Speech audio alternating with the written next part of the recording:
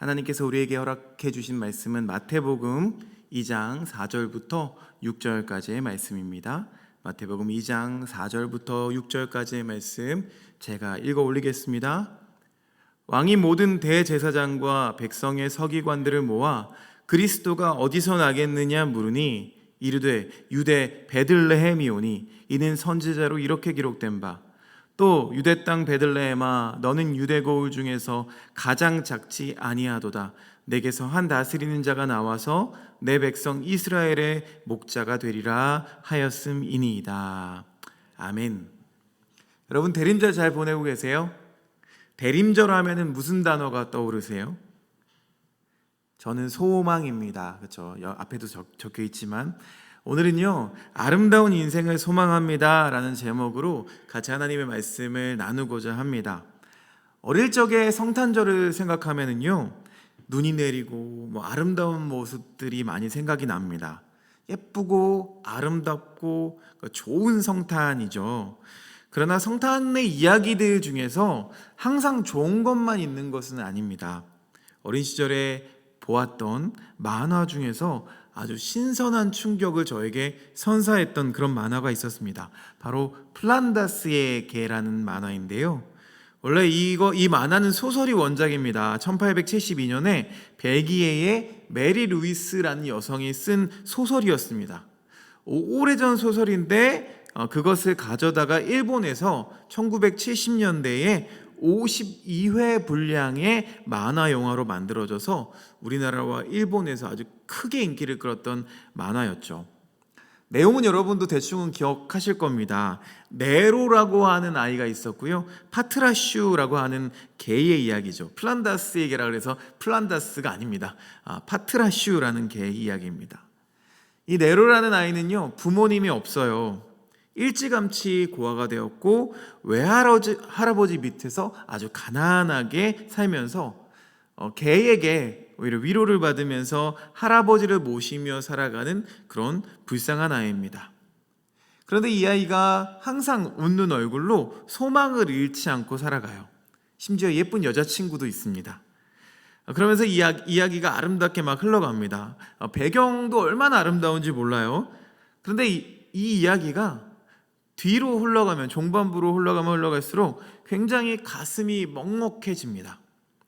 명작이라고 할지라도 비극적인 어떤 명작들은 보기가 참 힘든데요.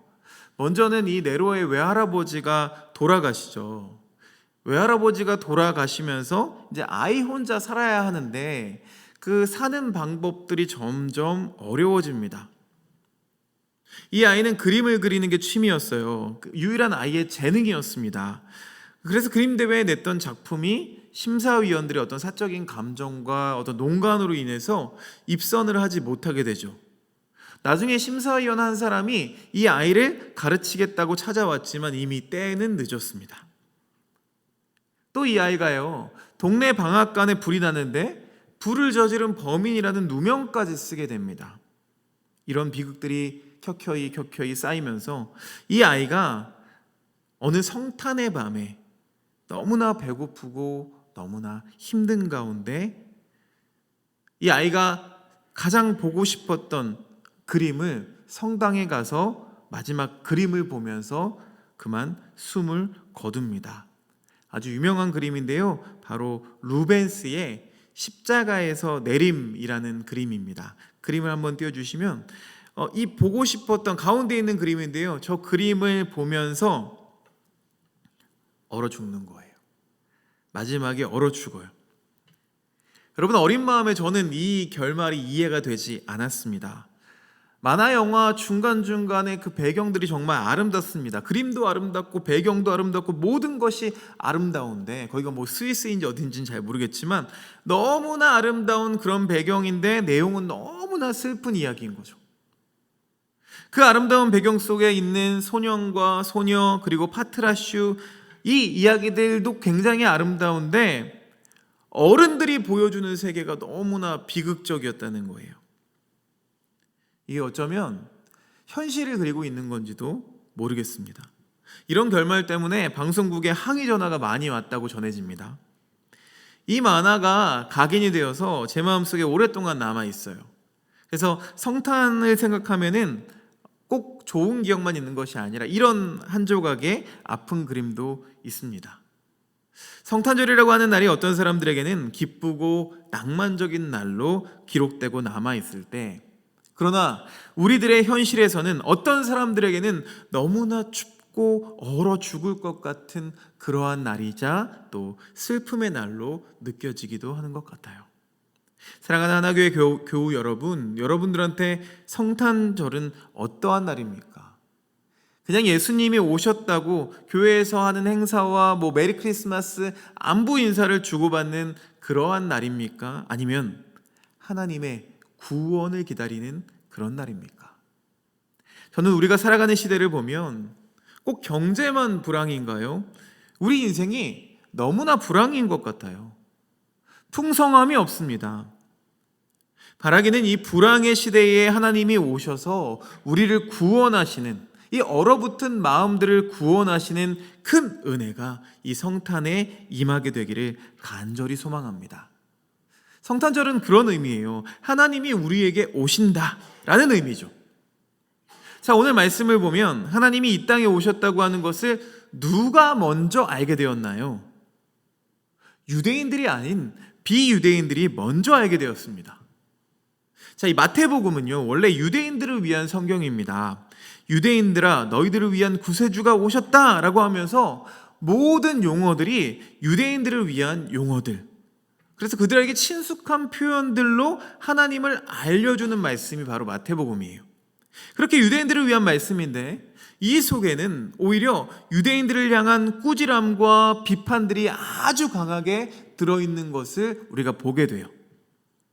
우리가 읽은 이 2장만 해도 분명히 하나님을 잘 아는 것 같은 유대인들인데 이 유대인들이 하나님이 오셨다는 사실을 전혀 알지 못했어요. 오히려 비유대인들이 먼저 알았다고요. 이게 얼마나 자존심 상하는 일이에요. 성경을 가지고는 있지만, 하나님의 이름은 알고 있지만, 그러나 정작 이 사람들은 하나님이 오셨다는 사실을 알지 못하는 너무나 부끄러운 인생들이라는 거예요. 자, 또 하나가 예루살렘과 베들레헴이라는 두 장소가 아주 확연하게 비교가 됩니다. 오늘 말씀을 보면 유대인이 왕이 오셨다는 말을 듣자 헤롯 왕이 분을 내죠. 이 헤롯 왕은 질투의 화신입니다. 권력을 너무 사랑했죠.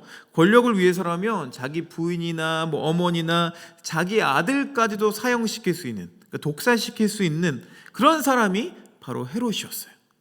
그런데 이 사람이 이런 말을 들은 거예요. 유대인의 왕, 그러니까 자기 말고 또 다른 왕이 태어났다는 말을 들으니까 분을 내죠. 분노하면서 겉으로는 아닌 척하면서 그가 어디서 나겠느냐라고 물어보는 거예요. 이 말을 듣고 박사들이 대답을 하죠. 4절에 그리스도가 어디서 나겠느냐라고 물으니까 바로 5절에 유대 베들레헴이 오니, 묻자마자 오히려 비유대인들은 다 알아요. 예루살렘은 여러분 아시다시피 이스라엘의 중심지죠. 신앙의 1번지, 정치의 1번지입니다. 그런데 이 베들레헴은 예루살렘 안에 있는 어떤 마을이 아니죠. 하나님은 어디로 오셨습니까? 이 중심지인 예루살렘이 아니라 외곽에 있었던 사람들이 잘 알지도 못하던 베들레헴에 하나님이 오셨다는 거예요. 비교가 되죠. 예루살렘은 중심지예요. 정치와 종교의 중심지. 지금도 크지만 옛날에도 아주 큰 도시였습니다. 다윗 왕이 이 예루살렘을 점령하면서부터 그때부터 이 예루살렘은 엄청나게 부유하고 큰 도시, 모든 것의 중심지였어요. 그런데 그에 비해서 베들레헴은 너무나 작은 곳이어서 사람들이 잘 알지를 못해요. 지금도 베들레헴에 가면은요, 예수님이 태어나신 곳이기 때문에 많은 건물들이 있긴 합니다. 그러나 그럼에도 불구하고 예루살렘에 비하면 아직도 아주 작은 시골 같습니다. 무명한 곳이었고 그리고 알려지지 않은 곳이었어요. 그런데 이곳에 하나님이 오시면서 뭐라고 성경에 기록되어 있느냐? 6절 말씀에 보면요, 이렇게 기록되어 있어요. 6절 말씀 함께 읽어보겠습니다. 시작. 유대 땅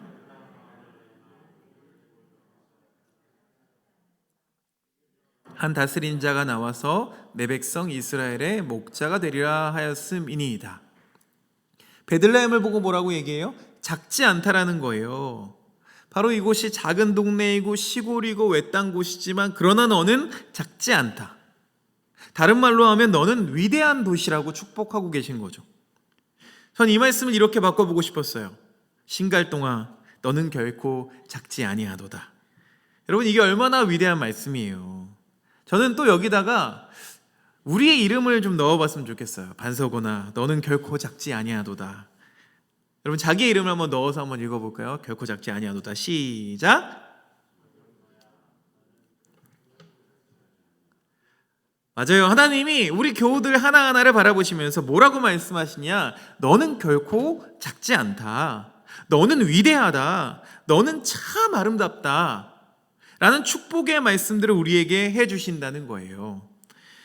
여러분들, 이 말씀이 그대로 이루어지기를 소망합니다. 그러면 어떻게 우리가 이런 아름다운 인생이 될 수가 있을까요? 오늘 말씀에 우리에게 세 가지를 말씀해 주시는데요. 첫 번째는 뭐냐 하면 아름다운 인생은 믿음에서 시작한다는 거예요. 믿음에서 시작한다. 우리가 하나님의 백성이 되는 순간 하나님께서 너는 참 아름답단다. 내가 나이가 몇 살이든지 육신이 건강하든지 연약하든지 또는 허리가 굽었든지 펴있든지 네가 명예가 있든지 없든지 학교를 나왔든지 안 나왔든지 어떤 모습이든 간에 하나님께서는 너는 아름답다, 너는 하나님의 백성이다, 너는 하나님의 자녀다 라고 우리에게 말씀해 주시는 줄로 믿습니다. 하나님이 이렇게 우리에게 말씀해 주시는데 때때로 우리는 그것을 강하게 부정을 합니다. 아니에요, 나는 못생겼어요. 아니, 나는 실패했어요. 나는 망했어요 라고 하면서 우리가 그 말을 곧이곧대로 듣지를 않는 거예요. 하나님이 누누이 말씀하세요. 성경 속에서 너는 예쁘단다, 너는 귀하단다 라고 얘기해 주시는데 우리가 이 사실을 부인하는 거죠. 에이, 나는 못생겼어요. 에이, 이번 생은 망했어요 라고 하는 그런 부인, 그런 주장을 해요. 그것이 저희만 그런 게 아닙니다. 하나님께서 예레미야 선지자에게 오셔서 말씀을 하셨어요. 뭐라고 하셨느냐? 예레미야 1장 6절과 7절 말씀을 보면은요, 이런 말씀이 있습니다. 내가 이르되 슬프도소이다. 주 여호와여 보소서. 나는 아이라 말할 줄을 알지 못하나이다.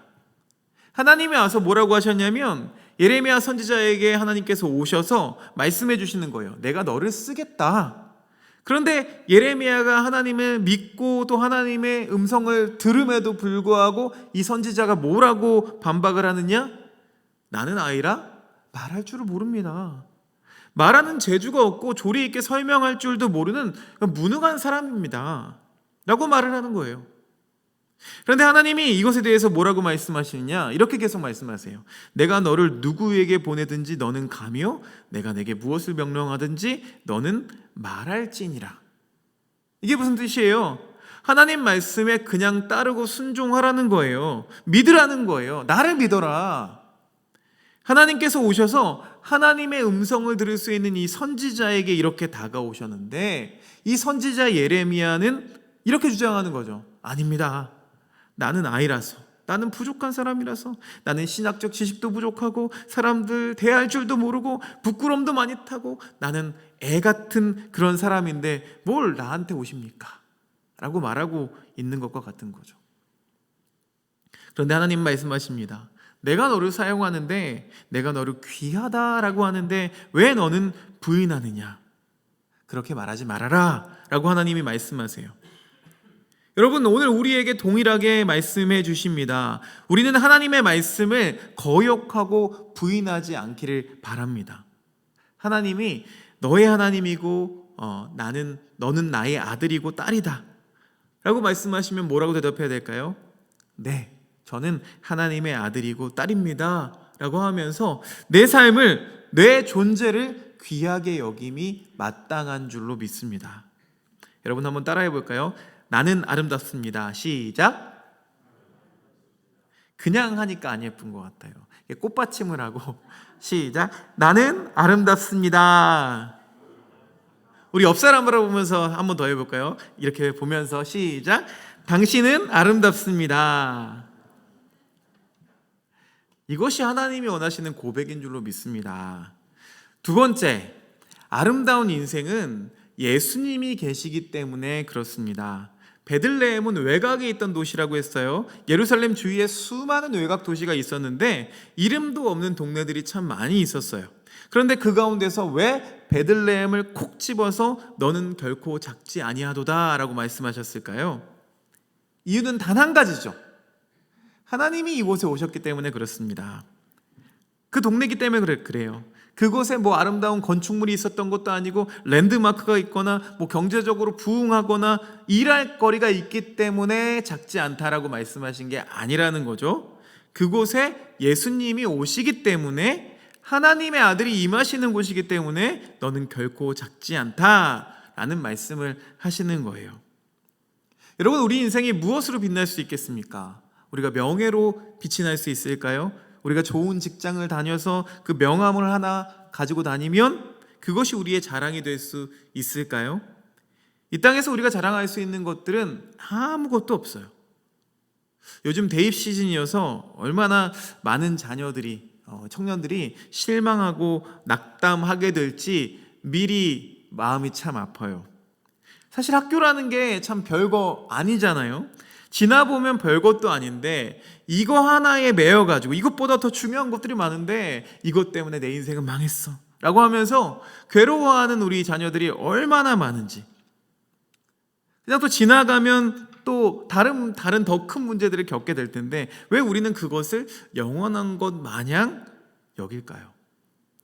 우리의 외모, 이 외모도 아름다운 것도 오래 갑니까? 다 아름다우신데 아니죠. 지금보다 10년만 더 지나면 주름지고 막 보톡스를 넣고 해도 결국은 주름지고 늙어가는 것이 우리의 모습입니다. 그러니까 오늘 사진 많이 찍으세요. 오늘 가장 젊은 날이니까요. 아무리 젊어서 막 근육이 있고 뭐랄까요, 건강한다 할지라도 여러분 나이가 들면 허리가 휘고 병드는 것이 당연한 거죠. 당연한 우리들의 모습입니다. 영원한 것이 하나도 없어요. 우리가 자랑할 수 있는 것은 사실 잠깐 지나가는 것뿐이지 하나도 없어요. 그래서 그런 것들을 나의 자랑으로 여기는 그것은 우리가 삶을 나그네로 사는 것이 아니라, 나는 하나님께 돌아갈 삶이 아니라 그냥 나는 여기에 머물겠다라고 하는 사람들이 그렇게 자랑하는 거죠. 그러나 우리 믿는 사람들은 그것이 우리의 자랑이 아님을 잘 알고 있어요. 우리가 자랑할 수 있는 것은 내 존재가 귀하고 나는 결코 작지 않습니다 라고 말할 수 있는 이유는 무엇 때문일까요? 하나님이 우리 가운데 계시기 때문인 줄로 믿습니다.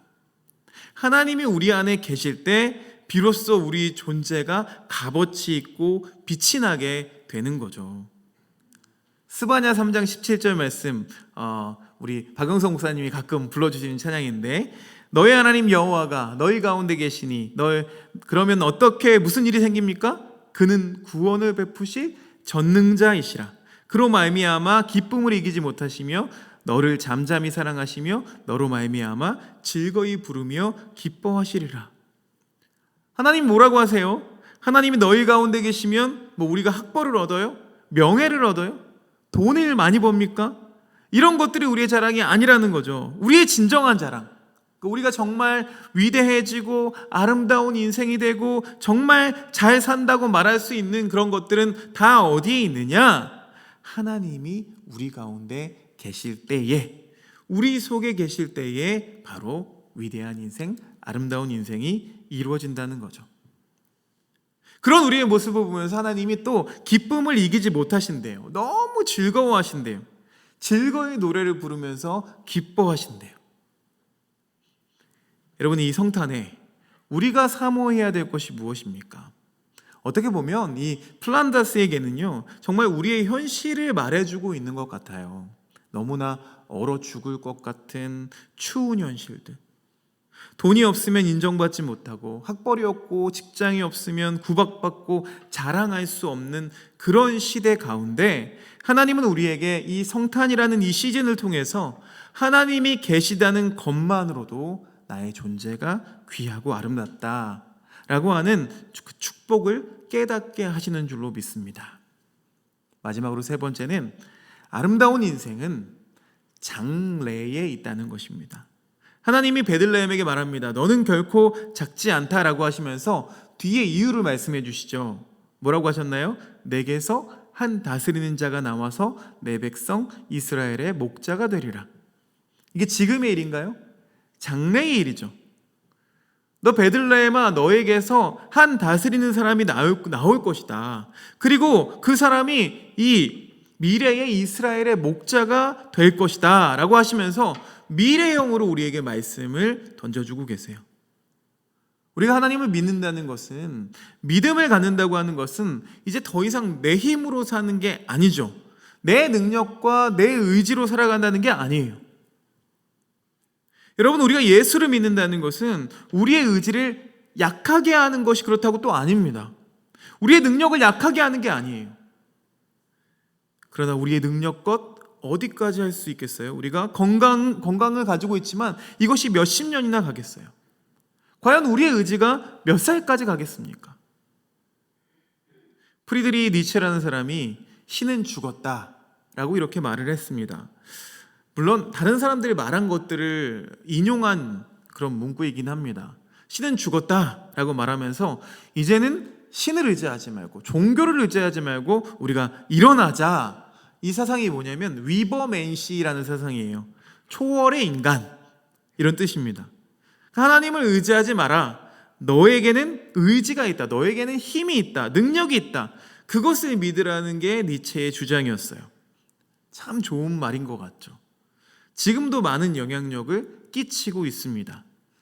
기독교를 비판하는 사람들이 종종 그런 이야기를 합니다. 너는 왜 종교를 그렇게 의지하냐? 너의 좋은 의지가 있는데 왜 하필이면 신을 의지하냐? 종교는 오히려 너의 의지를 박약하게 만든다 라고 비판을 합니다. 심하게 말하면요, 종교는 마약과 같은 거고 아무것도 아니다 라고 얘기를 해요. 여러분, 그렇게 말한 니체는 어떻게 됐을까요? 젊은 나이에 죽었습니다. 근데 죽은 이유가 불명확해요. 정신병원에서 죽음을 맞이하는데 매독으로 죽었다라는 얘기를 하고요. 하여튼 안 좋게 죽었습니다.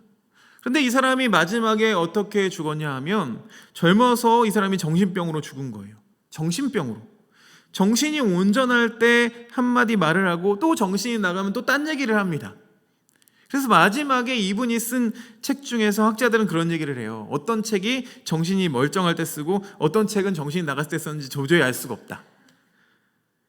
우리는 내 힘으로 살 수 있다라고 말했던 이 사람의 마지막 결론을 함께 보게 된 거예요. 그 마지막 결론은 그냥 안타까운 죽음이었다는 거죠. 여러분, 물론 우리의 힘으로 살아가는 것 중요합니다. 그러나 생각해 보세요. 여러분, 여기에서 부산을 가는데 여러분 우리가 달려가는 게 나을까요? 부산까지 가는데? 아니면 동탄역에서 SRT를 타고 가는 게 나을까요? 당연히 교통수단을 타고 가는 것이 맞죠.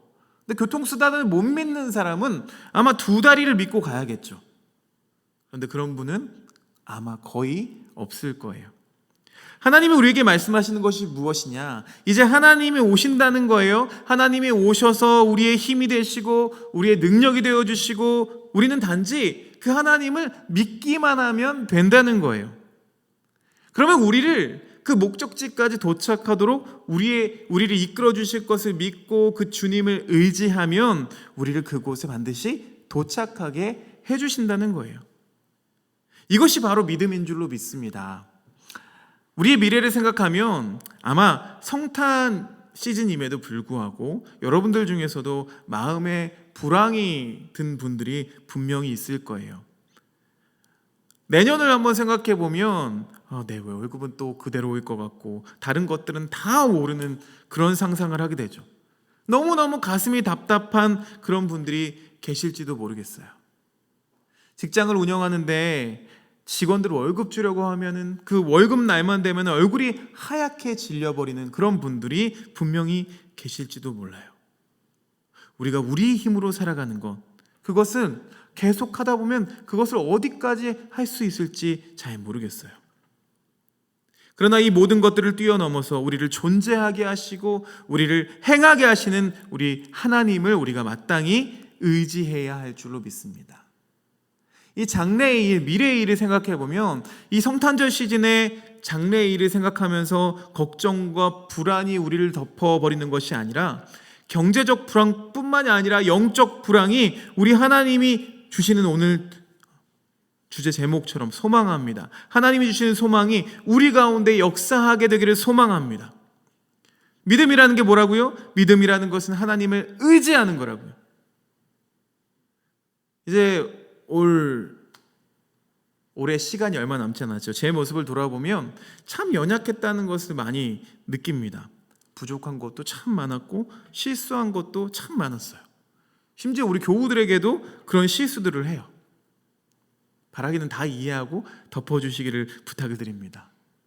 우리는 다 연약해요. 실수를 해요. 그런데 하나님이 어떻게 하시느냐? 그것을 가져다가 너 실수 얼만큼 했어 검사하시는 게 아니에요. 꺼집어내서 탈탈 털어서 너 이 녀석 무지하게 나쁜 녀석이구나, 그렇게 드러내는 분이 아니시죠. 하나님은 우리를 옷 입혀주세요. 네가 벌거벗었구나, 네가 잘못이 많구나.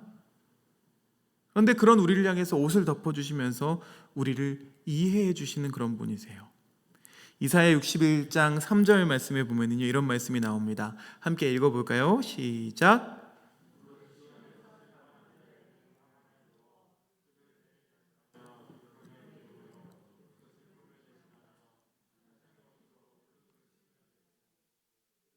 의의 나무 곧 여호와께서 심으신 그 영광을 나타낼 자라 일컬음을 받게 하려 하심이라. 하나님의 능력으로 사는 사람의 장래는 이와 같다라고 하시는 거예요. 하나님의 능력으로 사는 사람의 장래가 어떻게 된다고요? 슬퍼하는 사람에게는 화관을 주고, 그래서 죄를 대신하게 하고, 기쁨으로 슬픔을 대신하게 하고, 찬송의 옷을 입혀주어서 근심을 대신하게 하신대요. 우리한테 우리의 잘못과 우리의 연약함이 있는데 그 위에 무엇을 입혀주신다고요? 찬송의 옷을 하나님이 입혀주세요. 우리를 덮어주신다는 거예요. 너 이거 잘못됐어, 이거 잘못됐어, 이렇게 말하시는 게 아니라 이 성탄에 하나님이 우리에게 오시는 이유는 우리를 옷 입혀주시기 위해서, 우리를 덮어주시기 위해서 오셨다는 거예요. 그러면서 하나님의 영광을 드러낼 사람으로 우리의 장래를, 우리의 미래를 그렇게 사용하신다고 우리에게 약속하시는 줄로 믿습니다. 여러분은 어떤 하나님을 믿고 계십니까? 우리가 하나님이 사용하시는 그 아름다운 인생, 멋진 인생, 너는 결코 작지 않다, 이 말씀처럼 하나님 내 인생을 작지 않게 해주십시오. 하나님 나의 모습은 너무나 작습니다. 왜소합니다. 가진 것도 별로 없고 자랑할 것도 없습니다. 그런데 이런 순간에 하나님 우리에게 너는 결코 작지 않다라고 말씀해 주시옵소서. 우리는 포기하고 싶은데도 하나님은 우리를 포기하지 않으신다는 거예요. 나는 내가 작다고 나를 미워하는데 하나님은 우리를 작다고 말하지 않으세요. 오히려 옷을 입혀주시며 너는 아름답다, 너는 귀한 사람이다, 내가 너를 사용한다 라고 하시면서 우리를 축복하시는 줄로 믿습니다. 이 성탄의 시즌에 여러분들에게 이 귀한 은혜가 있기를 간절히 소망합니다. 플란다스에게처럼 어쩌면 우리 사회에도 또 우리 마음속에도 이렇게 추위와 또 어려움들이 우리를 덮고 있을지 모르겠어요. 그러나 우리는 소망합니다. 아름다운 인생을, 하나님 이 대림절 이 기간에 하나님 오셔서 하나님 우리의 삶을, 나의 삶을, 우리의 가정을, 우리의 자녀들의 삶을 아름답게 하여 주십시오.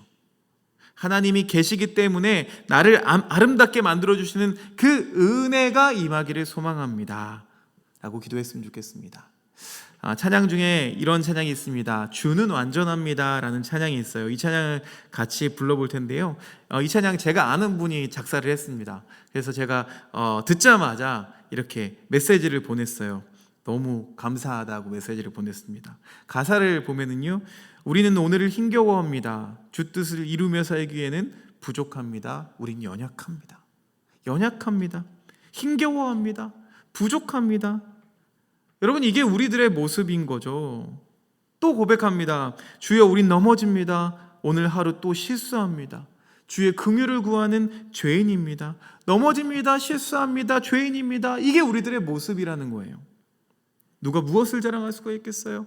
얼마나 자랑할 수 있겠습니까? 그런데 이런 사람들에게 하나님 주신 은혜가 무엇입니까? 후렴에 보니까 한없는 주님의 은혜 온 세상 위에 넘칩니다.